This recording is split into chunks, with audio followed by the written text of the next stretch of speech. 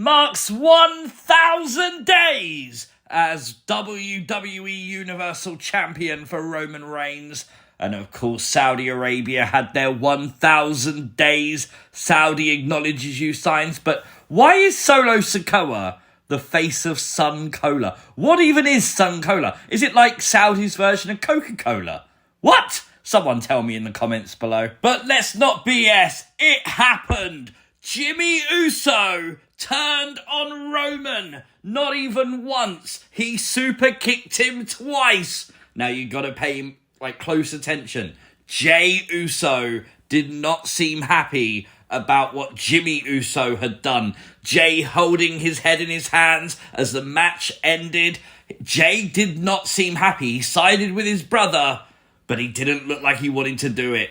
Jimmy had enough. Roman's bloodline has fallen apart at Night of Champions. Sami and Kevin retained the tag team titles. I really wanted Roman to win just to see the Twitter outrage. But nonetheless, Night of Champions gave us the biggest talking point potentially of the year.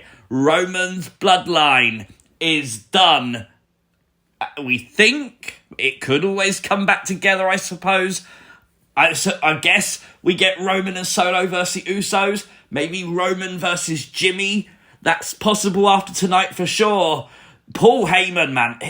Every part of this storytelling was just perfect tonight. Pure perfection. This is things you might have missed from WWE Night of Champions. Make sure you hit the like button. And if you are new to the channel, hit the subscribe button too. Seth Rollins is the brand new WWE World Heavyweight Champion. I think most people predicted Seth to win. It was a really good match against AJ. The story was Seth tweaked his knee, doing a dive through the ropes. And of course he sold it like a champ. We all know his knee history. I hope it was part of a storyline. They seem to focus a lot on the knee. Seth collapsing, not able to hit the curb stomp. But a few moments later he did actually hit the stomp for the win. I really loved having Triple H then present him with the World Heavyweight title. The throwback to the Triple H, Seth Rollins days, obviously. And it adds a credence to this is a world champion and the boss is presenting the belt. I've seen social media, people complaining this was the first match. I'm not going to complain. Honestly, it was 40 minutes of good wrestling. Both men left it all in the ring. It was a very good match.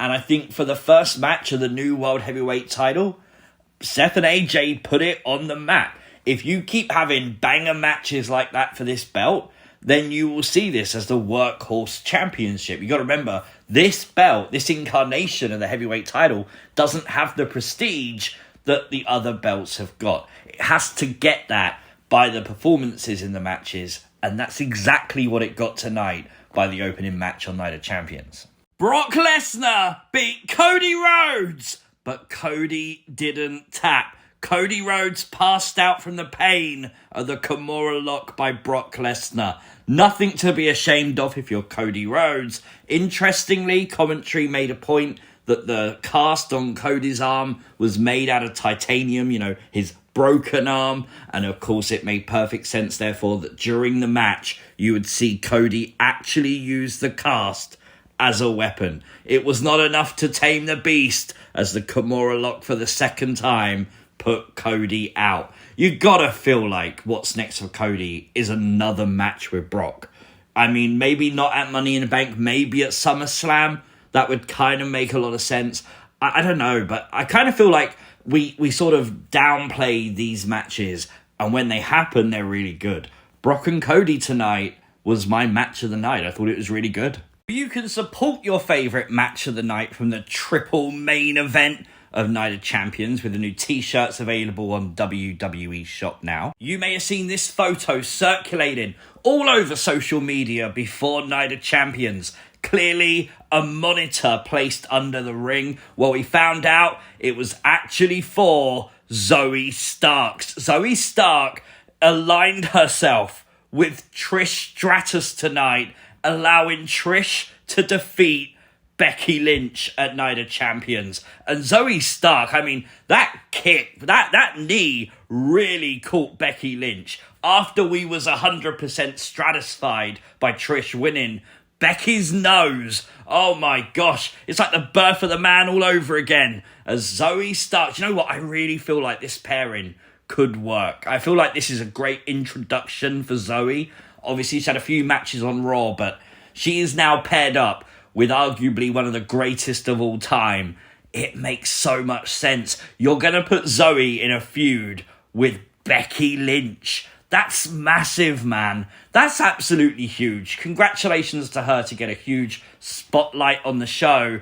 I assume Trish and Becky at SummerSlam. Zoe, Becky, Money in the Bank, maybe?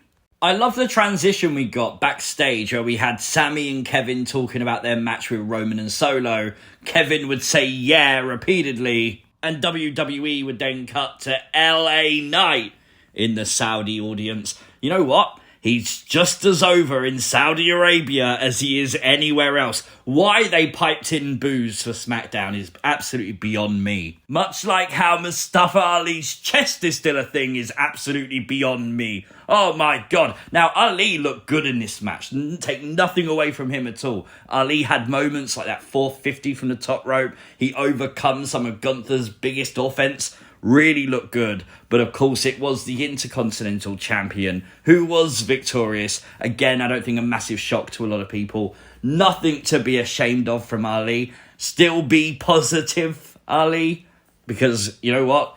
The performance he put on, good, solid match, probably did better than a lot of people thought he would, so thumbs up for that. We have a new Raw Women's Champion. I did not see Asuka winning the belt tonight, but it actually happened.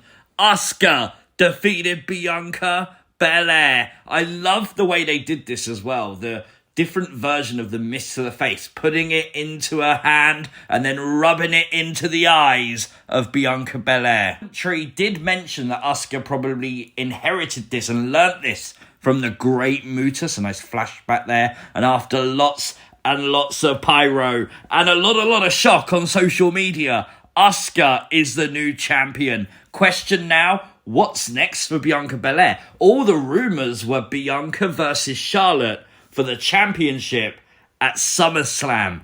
Now, it doesn't look like it's going to happen. In a huge contrast, Rhea Ripley defended her belt tonight successfully, defeating Natalya in literally a squash match. And to be fair, that's okay. I feel like Rhea Ripley's been a dominant champion. I don't think anyone expected Natalya to win. This was to sort of put Rhea on the map, give her another win over someone, and that's okay. Just FYI, the crowd still booed Dominic in Saudi Arabia. Well done, I love that. As one pay-per-view closes, we're looking forward to the next one. Money in the Bank qualifiers start this Monday, and of course Friday on SmackDown as well. Cannot wait. I literally love Money in the Bank, and I'm going to it this year, so that'll be hella fun. As for Night of Champions, I have no complaints. Solid 9.5 out of 10 from me. Let me know your thoughts in the comment section down below. If you are new to the channel, hit the subscribe button, turn on the notifications. You'll never miss another upload. Like the video, share the video, and I'll see you next time. Peace!